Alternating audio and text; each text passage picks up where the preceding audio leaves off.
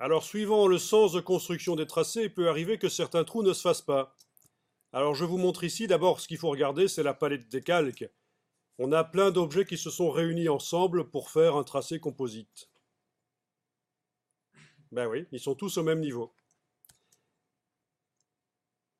Donc, regardez ça avec la flèche blanche plus, qui est derrière la flèche blanche.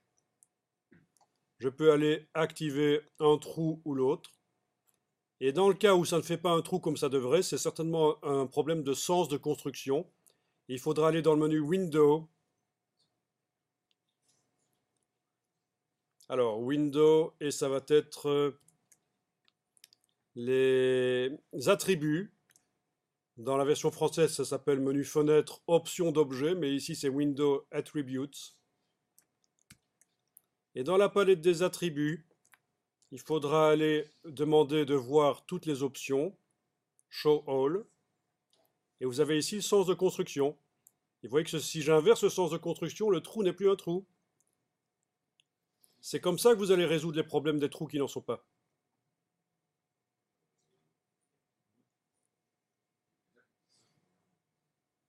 Le sens de construction. Voilà. Donc, ça peut vous aider, ça.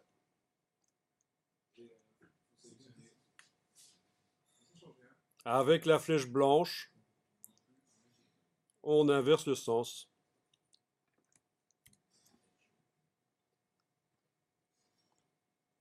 Ok, je vois que ça vous perturbe l'histoire ici du trou à travers lequel on voit apparaître le pare-choc bizarre. Bon, ben faites ceci hein, avec le crayon qui est là derrière le Shaper Tool, avec le Pencil Tool, le crayon. Vous pouvez faire une forme comme ça qui passe à travers tout. Vous n'êtes pas obligé d'utiliser chaque fois la plume, hein. La plume, c'est pour avoir des courbes bien pures, mais ça va apparaître derrière de toute façon. Là, tiens, on se croirait dans le dessin animé Cars. C'est atroce. Bon. Et cette forme, je vais lui dire qu'elle va avoir comme remplissage, mais peut-être un motif que je vais aller chercher dans le bas de la palette Swatches. Vous voyez le tracé que je viens de faire, là, bêtement au crayon, pour boucher ce trou-là? Donc, case de fond en avant-plan, palette Swatches, en bas à gauche, on a les patterns, donc les motifs, et on a les lines, par exemple. On va certainement trouver notre bonheur là-dedans. Lines, voilà. Malheureusement, c'est transparent, ça ne va pas nous aider. Disons qu'il faudrait être un peu plus avancé dans Illustrator pour y arriver. Mais c'est pas grave, faites ça parce que c'est pas mal finalement. Faites un tracé au crayon et allez chercher dans le bas à gauche de la palette nuancier, vous allez chercher Patterns, Basic Graphics Line.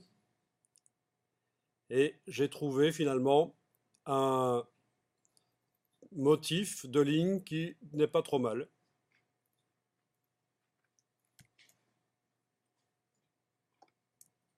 Bon, vous voyez le problème que j'ai. Les lignes sont transparentes. Entre les lignes, c'est de la transparence et c'est pas génial. Il va falloir que j'aille dans la palette aspect. Vous avez toujours cet objet qui est sélectionné. Vous allez dans la palette aspect, c'est donc Window Appearance. C'est la palette aspect. Alors, je vous ai fourni des vidéos dans lesquelles il est expliqué comment créer plusieurs fonds et contours pour des objets. Actuellement, nous avons un contour et un fond pour cet objet. Eh bien, je vais rajouter un deuxième fond. Menu de la palette Aspect, Appearance, Add New Fill, ajouter un nouveau fond, et le voilà, il est là. J'aurais pu dupliquer aussi l'existant, ça revient au même. Et le fond qui est en bas, je vais lui dire, tiens, tiens, c'est pas le dégradé que tu veux, c'est pas le motif que tu vas prendre, c'est un dégradé comme celui-ci, par exemple, voilà. Ah, ben oui, un objet peut avoir plusieurs fonds. À partir du moment où le fond du dessus n'est pas totalement opaque et qui masque pas ceux d'en dessous, on peut avoir un objet à plusieurs fonds, c'est génial.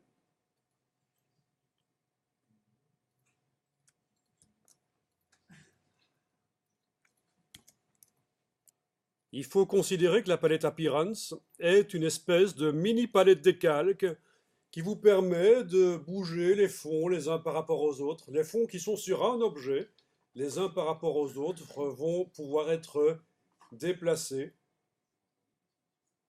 et les traces et les contours aussi. C'est extraordinaire ce qu'on peut faire avec ça. C'est une des palettes les plus importantes de Illustrator. Ok, alors ici, regardez ça. Dans la palette des styles graphiques, je crée un style graphique qui inclut les deux fonds. Ce qui va me permettre, donc en cliquant sur le bloc de feuille, j'ai fait le style graphique avec cet objet sélectionné. Ce qui va me permettre d'aller faire une deuxième forme là et lui appliquer le style graphique. Et voilà, c'est vite fait, hein. Ces deux formes doivent évidemment être déplacées sous la forme qui, qui est l'avant du camion, dans la palette des calques, et ça fait ce que ça doit faire. Ça bouche le trou.